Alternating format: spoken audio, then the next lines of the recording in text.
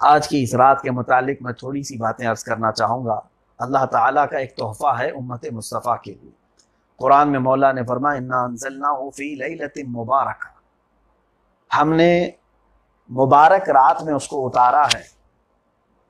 اب اس مبارک رات کے متعلق بعض مفسرین نے فرمایا کہ یہ شب قدر بھی ہے، اور بعض نے فرمایا یہ نصف شعبان کی رات ہے۔ آگے کی آیت میں اللہ تعالیٰ فرماتا ہے فیہا یفرق کل امر حکیم، اس رات میں ہر حکمت والے کام کی تقسیم ہوتی ہے۔ ہر حکمت والے کام سے مراد کیا ہے؟ یعنی ہماری زندگیوں کے متعلق سارے فیصلے آج کی رات کیے جاتے ہیں۔ سال بھر جو کچھ بھی ہونے والا ہے، آج کی رات فرشتوں کو اللہ تبارک و تعالیٰ کی طرف سے احکام ملتے ہیں۔ پہلی بات تو یہ سمجھ لیں کہ وہ نظام عالم کیسے چلایا جاتا ہے وہ اللہ بہتر جانتا ہے۔ اب جتنی باتیں ہمیں معلوم ہیں اتنی باتیں ہم کر سکتے ہیں۔ مثال کے طور پر اللہ تبارک و تعالیٰ کسی وقت کا محتاج نہیں اور کسی فرشتے کا بھی وہ محتاج نہیں اپنے نظام کو چلانے، لیکن پھر بھی اس نے کچھ اصول بنائے ہیں رب تعالیٰ۔ جیسے کیا وہ ہم کو بغیر باپ کے نہیں پیدا کر سکتا؟ کر سکتا تھا، اور کیا بھی ہے اس نے عیسیٰ علیہ السلام کو، لیکن پھر بھی اس نے نظام عالم اس طرح سے بنایا ہے کہ بچہ باپ اور ماں کے اختلاط سے ہی دنیا میں آتا ہے۔ اسی طرح سے اللہ تبارک و تعالیٰ نے اپنی کائنات کے نظام کو جو چلایا ہے اس کے لیے کچھ وقت مقرر فرمایا ہے۔ سورج کا نکلنا، چاند کا نکلنا، سب اپنا اپنا وقت ہے سب کا۔ تو یہ سال میں ایک رات ایسی بھی آتی ہے جس دن سارے فرشتوں کو مولا تعالیٰ اپنے حضور طلب فرماتا ہے۔ جن جن فرشتوں کو جو جو معاملات کی تقسیم کی گئی ہے ان کو طلب فرماتا ہے۔ رسول کریم صلی اللہ تعالیٰ علیہ وسلم ارشاد فرماتے ہیں کہ آج کی رات بندوں کے متعلق اللہ تعالیٰ فیصلہ صادر فرما رہا ہوتا ہے کہ اے فرشتوں، فلاں بندے کی موت فلاں مہینے میں فلاں رات کو لکھ دو، جبکہ وہ اپنی شادی کی تیاریاں کر رہا ہوتا ہے۔ حضور پاک صلی اللہ علیہ وسلم فرماتے ہیں کہ اس کی موت کا فیصلہ آج لکھا جا رہا ہوگا اور وہ اپنی شادیوں کی تیاریاں کر رہا ہوگا۔ کسی کی موت کا حکم صادر کیا گیا ہوگا اور وہ اپنے گھر کے بنانے کی تیاریوں میں مصروف ہوگا۔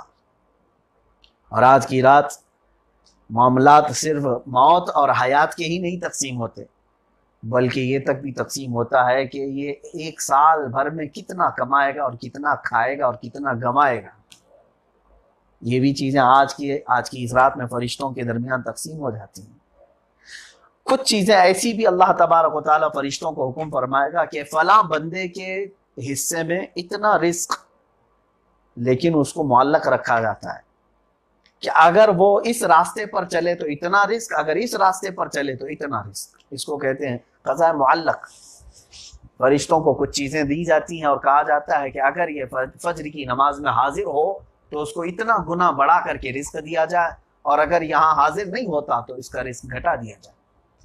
رزق کی تقسیم آج کی رات میں ہو جاتی ہے، لیکن کچھ شرائط پر بھی کچھ چیزیں معلق رکھی جاتی ہیں۔ اور پھر بعض بندوں کے متعلق یہ لکھا جاتا ہے کہ اگر یہ بندہ صلہ رحمی کرتا ہے، صلہ رحمی کا مطلب ہوتا ہے کہ رشتہ داروں کی خیر خواہی کرنا، اپنے قریبی لوگوں کی مدد کرنا اور ان کے متعلق فکر کرنا، یہ بہت بڑے ثواب کا کام ہے۔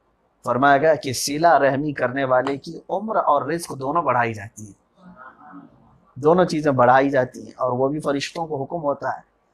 یہاں تک کہ ایک روایت میں نے پڑھی کہ موت کو کوئی چیز نہیں ٹالتی، موت کو کوئی چیز نہیں ٹالتی، لیکن اس کو ٹالنا نہیں کہا جائے گا حادثات کے موقع پر۔ فرمایا گیا ایک نیکی ایسی آتی ہے جس کی بنیاد پر اللہ تبارک و تعالی اس کی موت کو اس حادثے سے ٹالتا ہے، وہ ہے والدین کی فرما برداری۔ کہ بچے نے اگر اپنے والدین کی حقوق اور ان کی فرما برداری کی ہے تو اسے برے حادثات سے محفوظ رکھا جاتا ہے۔ تو یہ تمام معاملات آج کی رات تقسیم ہوتے ہیں۔ اب ایک بات اور بھی میں آپ کو بتا دوں، ابھی جو گزری ہے مغرب کے بعد، یعنی سورج ڈوب گیا اور ہماری 15ویں شب لگ گئی، اور شاید آپ سب کو معلوم ہوگا کہ 15ویں شب لگتے ہی ہم لوگ شب برات کی تیاریاں کرتے ہیں، جبکہ دو اہم چیزیں تھیں آج کے دن۔ ایک تو ہم شب برات کی تیاریاں کر رہے ہیں، اور ایک ہمارا جو گزرا ہوا سال ہے اس کا دفتر بند کر رہے ہیں۔ ظاہر سی بات ہے جب حساب کتاب ہو کر کے بند کیا جاتا ہے، لاسٹ کا پیج دیکھتا ہے کوئی بھی کاؤنٹنگ کرنے والا ہو، ہمارے یہاں بھی ایسا ہی ہے کہ تمام چیزیں لکھی جاتی ہیں، ٹوٹل لاسٹ پیج پر لکھ دیا جاتا ہے۔ تو اکاؤنٹنٹ جو ہے اس کا بھی حساب کتاب کا طریقہ ایسا ہی ہوتا ہے کہ ٹوٹل جو ہے لاسٹ میں لکھ دیتا ہے۔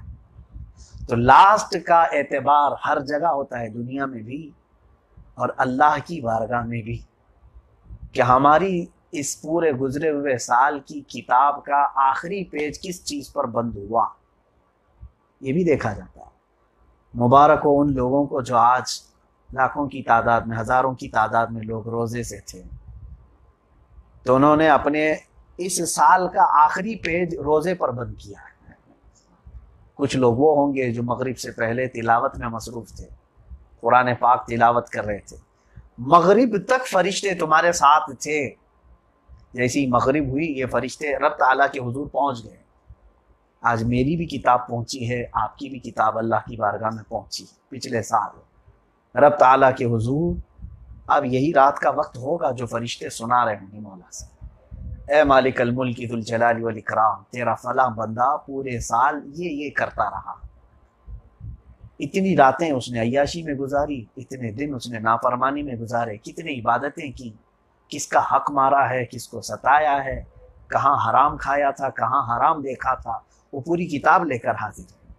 بعض ائمہ اکرام فرماتے ہیں، رب تبارک و تعالیٰ یہ فرماتے ہیں، فرشتوں یہ بتاؤ کہ آخری اس سال کا دن اس نے کیسے گزارا ہے، یہ بھی اہمیت رکھتا ہے۔ تو فرشتے آخر میں یہ کہتے ہیں، مولا جس وقت ہم اس کی کتاب لے کر آ رہے تھے اس وقت وہ دعاؤں میں مصروف تھا اور تجھے پکار رہا تھا۔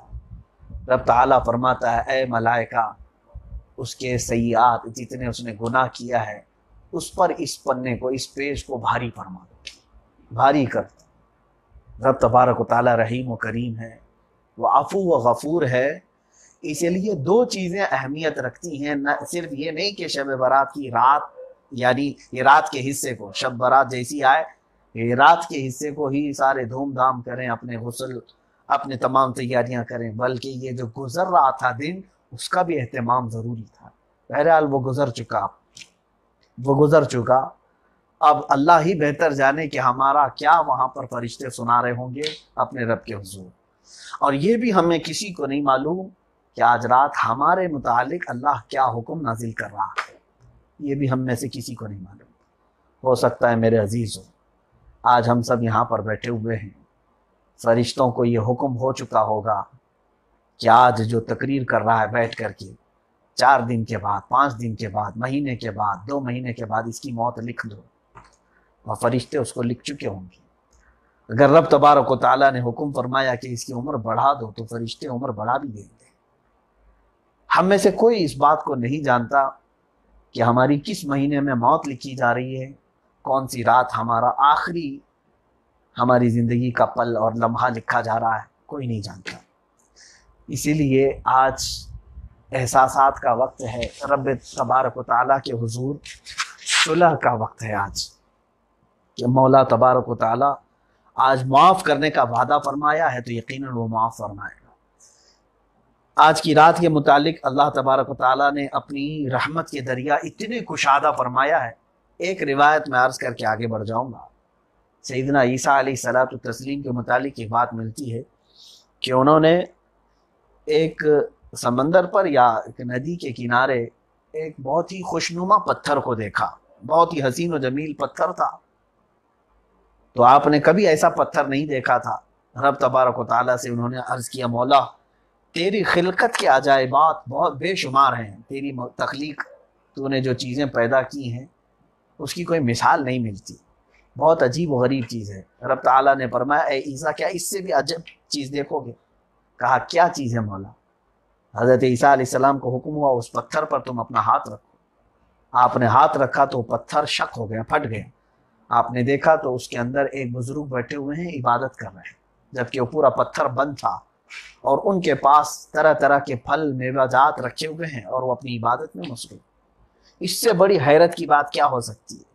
حضرت عیسیٰ علیہ الصلوۃ والتسلیم نے ان کو سلام کیا، پوچھا کہ کون ہیں آپ؟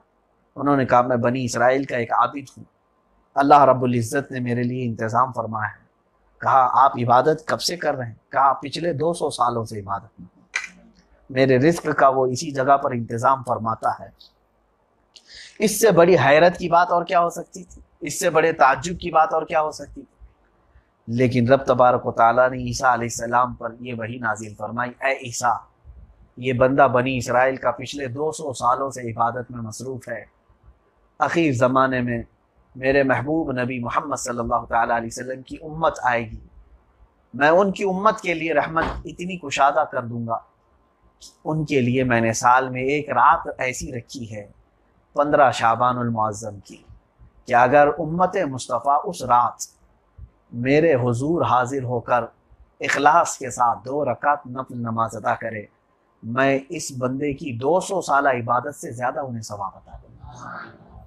کتنی بڑی بات ہے، لیکن ہم نے اس چیز کو یوں ہی سمجھا ہے کہ یہ چیزیں آتی رہتی ہیں جاتی رہتی ہیں، آج آئی پھر چلی جائے گی۔ میرے عزیزوں، میرے رب تبارک و تعالیٰ کا ایک عظیم تحفہ ہے تمہارے لیے، اور ایک ایسا عظیم تحفہ ہے کہ جس کے متعلق عیسیٰ علیہ السلام نے اسی وقت دعا کی تھی، اے رب ذوالجلال، کاش تو مجھے اس نبی کی امت میں پیدا کرتا ہو۔ نبی اس امت میں پیدا ہونے کی تمنا کر رہے ہوں، ہم میں سے کسی کو احساس نہیں ہے؟ مجھے بتاؤ میرے عزیزوں، ہم میں سے کون دعا کر کے آیا تھا کہ ہم کو آخری نبی کی امت میں پیدا کرنا؟ کیا ہم دعا کر کے آئے تھے؟ ہمارے مانگنے سے یہ ملا ہے ہم کو؟ وہ مولا قدیر و جبار خود ہی بہتر جانتا تھا کہ کس کو آخری نبی کی امت میں پیدا کرنا ہے۔ اس نے ہم جیسوں کو، نکموں کو، ہم جیسے کمینوں کو اس آخری نبی کی امت میں بنایا ہے۔ میں سمجھتا ہوں کم از کم آج امت مصطفیٰ اپنی حیثیت کو ہی سمجھ لے کہ تمہیں کس لیے بنایا گیا تھا اور کب پیدا کیا گیا ہے۔ میں سمجھتا ہوں اپنی زندگی کے اصول سمجھ جائے کہ تم عام انسان نہیں ہو، تم عام نہیں ہو۔ شاید ہم اور تم پیدا ہو سکتے تھے پہلے کی امتوں میں پیدا ہوتے ہیں، لیکن مولا تعالیٰ نے ہمیں اس امت میں پیدا کیا جس میں نبی بھی پیدا ہونے کی تمنا کرتے ہیں، اور اس پر مزید یہ کہ ہمارے گناہوں پر بخشش کے لیے اس نے اتنی رحمت کشادہ فرمائی، اس کے باوجود ہم توبہ کی طرف نہیں آتے۔ یہ ایک بڑا مسئلہ ہے، ہمارا بڑا مسئلہ ہے۔ نبی رحمت محمد صلی اللہ تعالیٰ علیہ وسلم، میرے آقا کونین صلی اللہ تعالیٰ علیہ وسلم، کیا آپ سے کوئی گناہ ہو سکتا ہے؟ نبی کے متعلق یہ سوچنا بھی ہمارے لیے جائز نہیں، وہ معصوم عن الخطا ہے۔ اس کے باوجود رسول کریم صلی اللہ علیہ وسلم فرماتے ہیں دن میں کثرت سے مولا کی بارگاہ میں توبہ کرتا ہوں، اس لیے کہ اسے توبہ کرنے والے پسند ہیں۔ ان کے کوئی گناہ نہیں ہے تو توبہ کرتے ہیں، یہاں گناہوں کا انبار ہے ہمارے پاس، ہم توبہ کی طرف نہیں آتے، رب ذوالجلال کے حضور حاضر ہونے میں شرم محسوس کرتے ہیں، اور وقت کو ٹالتے ٹالتے ہم لوگوں کی زندگیاں بیتتی چلی گئی۔